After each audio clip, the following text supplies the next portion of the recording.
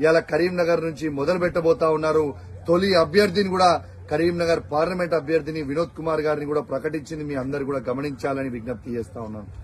అద్భుతమైన ఫలితం ఇవాళ బీఆర్ఎస్ పార్టీ జెండా కరీంనగర్ పార్లమెంట్ మీద ఎగరబోతా ఉందని చెప్పి సందర్భంగా మీకు తెలియజేస్తా ఉన్నాను. బీఆర్ఎస్ పార్టీ కుటుంబ సభ్యులారా అందరు కూడా ఆలోచన చేయండి, కష్టపడదాం, ఖచ్చితంగా వినోద్ కుమార్ గారిని మనం గెలిపించుకుందాం.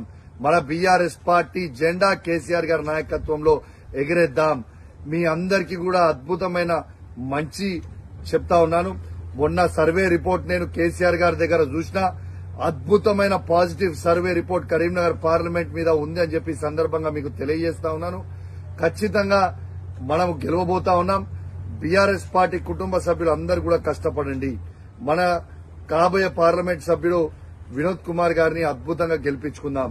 రేపు వినోద్ కుమార్ గారు పార్లమెంట్ సభ్యునిగా గెలిచిన తర్వాత